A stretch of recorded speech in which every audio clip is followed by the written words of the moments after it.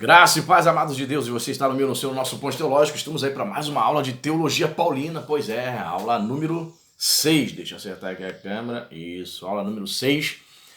Estamos seguindo juntos aí, para você que não conhece, eu sou o pastor Nestor Porto, estamos aqui trocando essa ideia, juntos, crescendo, estudando aí a Teologia Paulina. E para você que não me conhece, como falei, sou o pastor Nestor Porto, você está convidado, isso, nesse exato momento, a se inscrever se você não é inscrito no nosso canal. Isso, ative o sininho da notificação aí para você receber as novidades, as lives, né, que nós fazemos, as dicas teológicas, e juntos vamos crescendo aí, né, para a glória de Deus. Dê o like aí, já deu like, isso, ative o sininho da notificação, comente com respeito, com carinho, para a gente poder crescer juntos esse canal em nome de Jesus, perfeito? E uma das maneiras de você poder ajudar esse canal é compartilhando, né? Compartilhe esse vídeo aí nos grupinhos de WhatsApp, Facebook, Telegram. Compartilhe com os amigos aí, pessoas que têm interesse em conhecer um canal como este, né, que fala sobre teologia, né? E você também pode ser um apoiador do nosso canal. Nós não temos aqui clube de membros, certo? Onde se faz, tem canais que faz isso, né? Canal de clube de membros, vários valores ali, aí ele solta somente vídeos exclusivos para quem paga a assinatura. Mas nós entendemos que, eu entendi, por várias razões, né, que não vou entrar aqui no mérito, mas eu entendi que é melhor soltar todos os vídeos. E se você sente no coração e entende que esse canal é bênção para a sua vida e para outras pessoas, você pode ajudar a abençoar o nosso canal mensalmente a partir de R$5, clicando aqui nos comentários no link do Apoia-se. Isso, você vai clicar lá, você vai poder estar abençoando nosso canal, 5, 10 reais, 15, né? Deus está tocando no seu coração, faça isso. Fazendo isso, nós vamos colocar você no grupo do WhatsApp, que é o Ponte Teológico. Grupo do WhatsApp, que não é um grupo para debates, não, é um grupo onde a gente sempre coloca as novidades ali de livros, lançamentos. Cada irmão fica sabendo primeiro, fala lá, comenta, a gente coloca links de canais de teologia e a gente vai crescendo juntos, certo? Maravilha. E dentro em breve vamos começar a sortear livros de teologia para vocês que se tornarem apoiadores, certo? Muito bem, estamos seguindo aí na Teologia Paulina e nós estamos ainda no início, bem no início, onde o Jimmy Dow, nosso livro-texto é o livro de Jimmy Dow, né, onde está falando sobre se é possível escrever sobre teologia paulina, né? Se você está chegando agora, eu sugiro que você entre na playlist e assista desde a primeira aula, você vai entender bastante melhor, né? E assim, consequentemente, estamos ligados a elas e dependemos delas, e se tentarmos prescindir delas em qualquer medida que seja, simplesmente perderemos o contato com nossas fontes primárias e únicas reais. Mas, ao mesmo tempo, a teologia de Paulo tem de ser mais. Por quê? Porque as próprias cartas indicam a necessidade de ir além das próprias cartas, e o fazem de tal modo que nunca poderemos explicá-las tão plenamente quanto nos é possível, sem levar em conta essa teologia mais plena. As cartas são algo como as seções de um iceberg. Acima da superfície da água, do que é visível, podemos deduzir muito do que é invisível. Ou, por outra, as cartas de Paulo são como marcas de relevo em papel feitas por forma irregular atrás ou embaixo do papel. Tais marcas são suficientemente claras para permitir que tenhamos ideia coerente da forma irregular subjacente. Ontem estávamos até falando, comentando, meu irmão perguntou na live, o que eu achava aí da NPP, que é a Nova Perspectiva sobre Paulo, essa corrente teológica, né, que não há um consenso, né? Começa ali na década de 70, um teólogo chamado Paul Sanders, né? Ele começa a discutir sobre essa questão, que é uma tentativa de fazer uma releitura da correta, na visão deles, né? Do que seria a correta interpretação de Paulo acerca da justificação pela fé e outras coisas mais. É uma teologia bastante complexa essa questão da NPP, porque Paul Sanders fala algo, depois veio Jimmy Dow, que é autor dessa obra aqui, entrando também nessa vibe aí. Outro também muito famoso entre nós aí, que é o M.T. Wright, teólogo anglicano, que vai entrar nessa discussão. Enfim, o que ele diz aqui, as cartas de Paulo, elas vão além delas, né?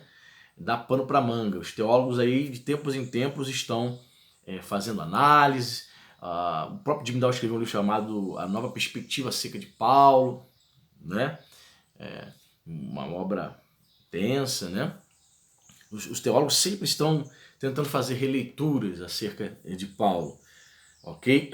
Uns são mais conservadores, outros são mais, você vai perceber isso, que outros são mais liberais, trazendo algumas ideias até estranhas, né? Especulativas, podemos assim dizer, acerca de Paulo. Por quê? Porque as próprias cartas, você estuda as cartas da teologia paulina através das suas cartas, e ela fica ali latente, pedindo algo mais. É isso que o Jimmy Dow está dizendo aqui. E é por isso que Paulo é um personagem tão interessante para o estudioso, né, do Novo Testamento. Né? Ele diz o seguinte: penso no grande número de alusões e ecos que são a característica inevitável de qualquer diálogo ou correspondência viva e que são claramente evidentes nas cartas de Paulo, formando um elo vital entre o texto e o seu contexto histórico. Nos capítulos seguintes, referir-me-ei a essas alusões e refletirei sobre o caráter de alusão de diversos pontos. Aqui basta indicar a extensão e a importância destas alusões. Em primeiro lugar, temos que reconhecer o caráter alusivamente referencial da própria língua de Paulo. Paulo escreveu numa língua antiga. Esta língua só tem sentido como grego koiné, entendido à luz do uso do grego koiné no século I da era cristã. Os sinais gráficos das páginas do Novo Testamento grego só podem ser lidos como comunicação por aqueles que conhecem todas as regras de longa data estabelecidas pelos gramáticos do Novo Testamento, com referência a flexões, formação de palavras, sintaxe e estilo. Esses fatos mais básicos já são suficientes por si mesmos para lembrar aos exegetas que os textos compostos por Paulo estão inextricavelmente radicados no contexto da fala do seu tempo, ligados por miríades de raízes e ramos com significados e metáforas que essa língua comumente evocava na mente dos destinatários da carta de Paulo. Então, em relação a essa questão da língua do grego koiné, por que muitos teólogos liberais e até teólogos que se consideram conservadores não acreditam que teria sido Paulo que teria escrito, por exemplo, as epístolas pastorais, né? Que é 1ª, 2 Timóteo, Tito e Filemão. Não acredito que ele tenha escrito Colossenses e Efésios, né? Os eruditos chamam de deuteropaulinas, né? Não seriam as cartas autênticas de Paulo, segundo a visão desse teólogo, né? Porque dos argumentos pró a esse entendimento de que Paulo não teria, por exemplo, escrito Efésios nem Colossenses e as outras demais epístolas, está no fato da maneira de escrever o texto, o estilo literário. Né? O estilo literário nessas epístolas. Um dos argumentos é que, por exemplo, o vocabulário de Efésios, de Colossenses, né? As palavras, o estilo literário da gramática, da sintaxe usada ali pelo autor daquelas epístolas, são extremamente diferentes das epístolas consideradas autênticas, né? Que é a 1ª, 2ª aos Coríntios, Gálatas e, para muitos, 1ª Tessalonicenses. A outra epístola que pelos eruditos não é considerada paulina, seria deuteropaulina, seria a 2ª Tessalonicenses. Enfim. Então, uma das análises vai ser essa, né, meu querido nobre, você que está adentrando esse mundo aí da teologia paulina. A ideia é de que Paulo não escreve essas epístolas é justamente por conta do vocabulário ser totalmente distinto. Isso no grego koiné, tá? Não faça essa comparação usando o português, tá? Na tradução portuguesa. Eles analisam o grego, o texto grego, né? Mas assim, na minha opinião, eu penso uma coisa. Eu penso o seguinte, eu sou contra esse argumento, sabe por quê? Porque se você pegar uma carta sua, que você escreveu há 20 anos atrás, há 15 anos atrás, e nesses 15 anos você leu livros, leu outras obras, você aprendeu, enriqueceu o seu vocabulário, é natural, né? Que isso tenha acontecido. Eu peço para você escrever sobre o mesmo tema que estava nessa carta de 15, 20 anos atrás, e eu peço a você, escreva hoje, por favor, sobre este tema. Faça aí uma redação, uma resenha aí, 20 linhas, 30. Pois é, o que vai acontecer? Eu penso que você vai falar sobre esse tema com muito mais riqueza de detalhes, usando outro vocabulário. Você terá enriquecido seu vocabulário, sua linha de raciocínio, né? As conclusões acerca daquele tema certamente serão até mesmo outras, ou não. Você vai chegará a conclusões distintas daquela primeira carta, daquela primeira resenha que você escreveu há 15, 20 anos atrás, é óbvio, né? Então os caras esquecem esse detalhe também. Então, é algo, né, que sempre esteve em discussão. Então, saiba que existem adeptos das duas linhas, né? Que acreditam que Paulo teria escrito essas cartas, outros não, né? Muito bem. O que mais aqui que ele diz aqui? Esses fatos mais básicos já são suficientes por si mesmos para lembrar os exegetas que os textos compostos por Paulo estão inextricavelmente radicados no contexto da fala do seu tempo, ligados por miríades de raízes e ramos com significados e metáforas que essa língua comumente evocava na mente dos destinatários da carta de Paulo. O assunto é demasiadamente evidente para exigir qualquer elaboração. Mas como a referência demasiado vaga à autonomia de um texto às vezes parece esquecer esse caráter básico do texto histórico, como se um texto histórico traduzido para o inglês ou para o português pudesse ser apropriadamente descrito como autônomo. Isso precisa ser pelo menos lembrado. Quem quer que tente prescindir ou ignorar os limites indicados pelo gramático e lexicógrafo só confunde invenção com compreensão. Em segundo lugar, parte dessa moeda corrente comum da língua era evidentemente o conhecimento compartilhado das escrituras judaicas, presumivelmente, na maioria dos casos, na sua forma grega, a Septuaginta.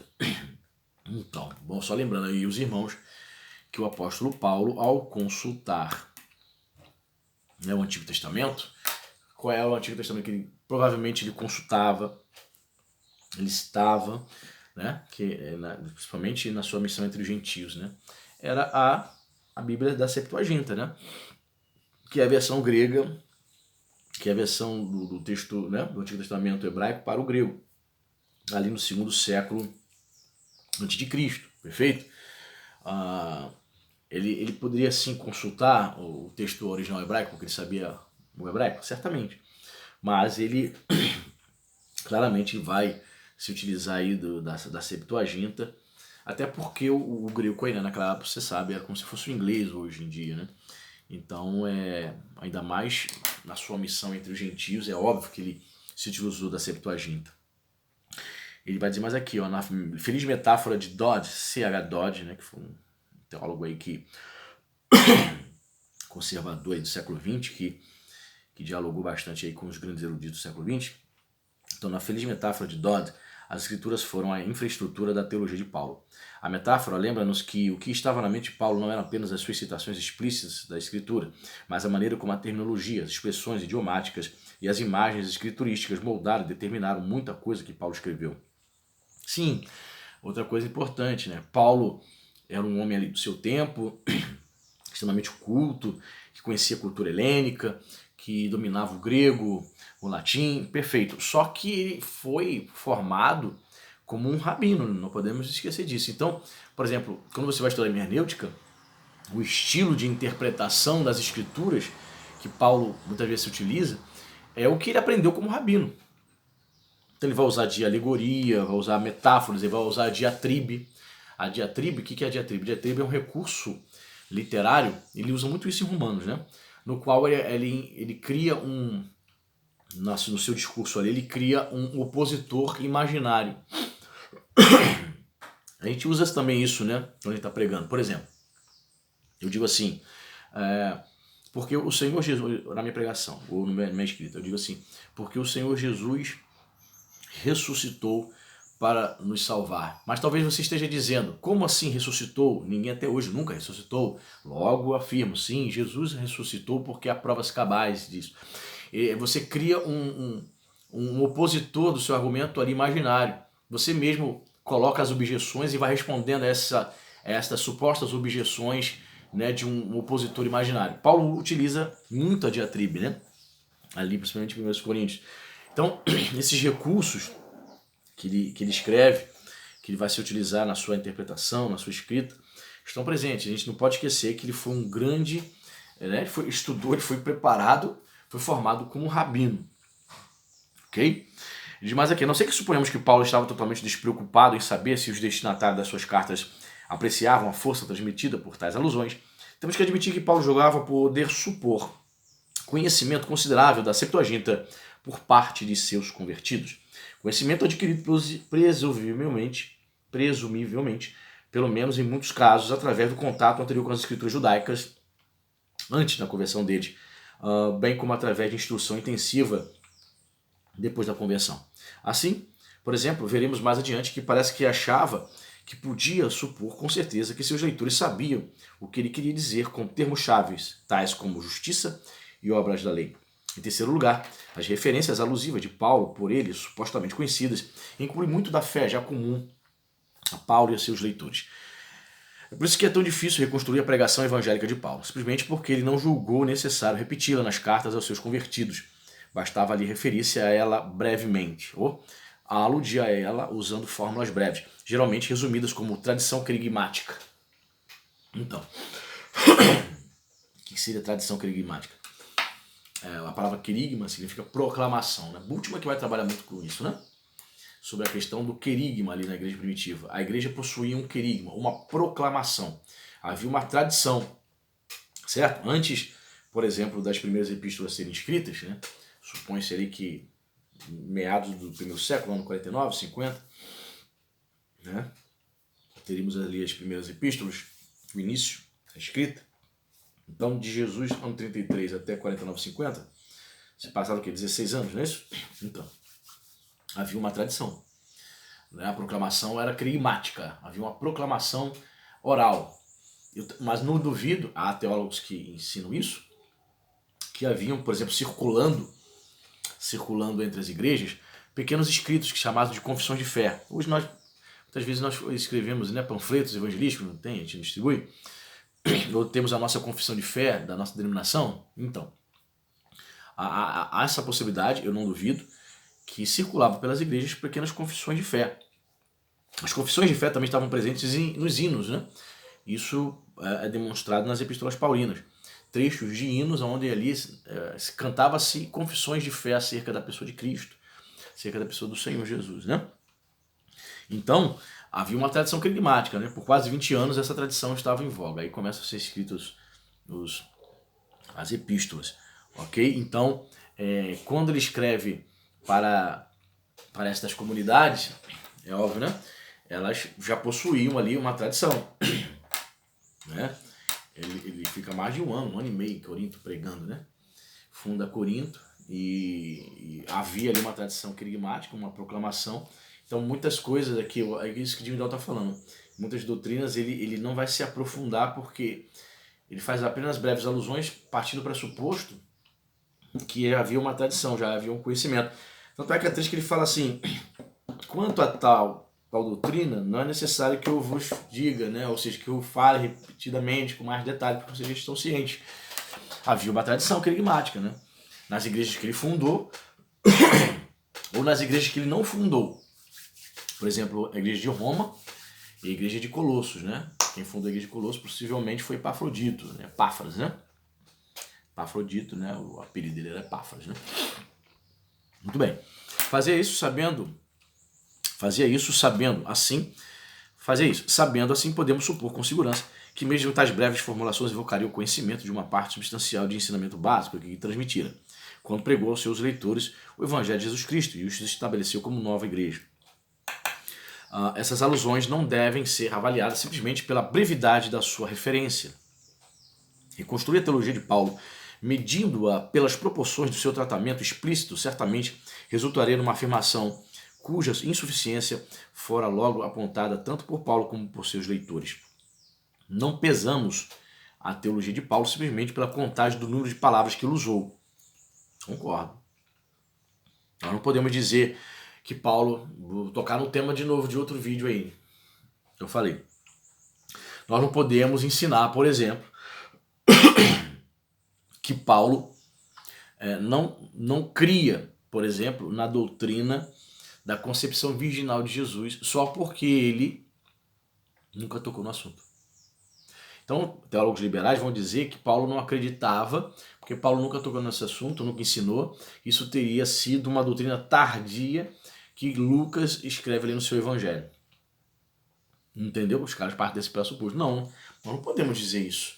Eu não posso, como diz o Jim Dal, que pesar a teologia pela contagem do número de palavras ou afirmar categoricamente Paulo não cria nisso porque ele nunca ensinou. Claro que não.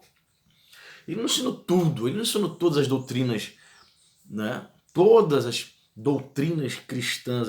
Não. Ele não ensinou tudo sobre tudo. Né? As suas epístolas ali atenderam às demandas daquele contexto, daquele momento que as igrejas estavam vivenciando. Então, por exemplo, a igreja não houve necessidade de tocar nesse assunto. Então, ele não escreve, não toca nesse assunto em nenhuma de suas epístolas. Então, isso é muito perigoso, né? Pesar a teologia de Paulo simplesmente por quantidade de palavras que ele usou, tão somente pelo seu vocabulário, ou porque ele não tocou em determinado assunto, né? Em quarto lugar, podemos citar o caso mais controverso das alusões à tradição de Jesus, particularmente nas seções parenéticas das cartas de Paulo. Seção parenética são as seções onde ele faz exortações. São aquelas seções práticas, né? Você não deve fazer isso, despojai-vos do belo homem. Seção parenética, tá? É um termo muito usado pelos teólogos. Como veremos posteriormente, a melhor maneira de entender o sentido do caráter alusivo do uso da tradição de Jesus por Paulo é que partes substanciais dessa tradição já eram parte do patrimônio da tradição fundacional das igrejas mais antigas. Ponto, já falamos sobre isso. Raramente era necessário citá-la como tradição originária do próprio Jesus, pois já era conhecida como tal no discurso e no culto comum das igrejas. Fato, já era uma tradição querigmática. Estava presente nas igrejas, certo? Aqui, novamente, o conceito teológico de Paulo podia ser mais eficazmente, precisamente, por ser alusivo. Ok? E também, aqui, qualquer tentativa de reconstruir a teologia de Paulo deve ponderar o que tanto ele como seus leitores podiam supor como conhecido. Sim, sim. Se ele toca num assunto totalmente desconhecido, ele vai se deter mais tempo para explicar. Né? Por exemplo, a gente tem a doutrina da ressurreição, 1 Coríntios capítulo 15 ali. Sim, os coríntios conheciam por alto, né, acerca da doutrina da ressurreição. Conhecia tão por alto, tão digamos, superficialmente, que eles fizeram muita confusão. Por isso que foi necessário Paulo escrever ali 1 Coríntios capítulo 15 e dedicar um bom espaço para poder explicar realmente todo o contexto da ressurreição corporal, né? Finalmente, nas cartas de Paulo há muitas passagens em que ele claramente alude a questões e tópicos que existiam entre Paulo e seus leitores, sobretudo os assuntos particulares em discussão entre eles e alguns de seus leitores. Em primeiro lugar, as razões por que ele escreveu. Em tais casos, evidentemente, não era necessário que Paulo explicitasse os argumentos ou considerações que combatia. Seus leitores conheciam-no muito bem. Todavia, o problema para nós que queremos escrever uma teologia de Paulo é que, nas suas respostas, Paulo evidentemente direcionava sua própria exposição, o argumento no sentido de refutar essas opiniões, pelo menos em parte. Ok? Então, temos 22 minutos de aula aí. A gente fica por aqui, onde a gente está ainda somente discutindo aí se é possível estudar ou fazer teologia paulina. Tá certo? Próxima aula a gente segue em nome de Jesus. Deixa o like, Deus abençoe e até a próxima.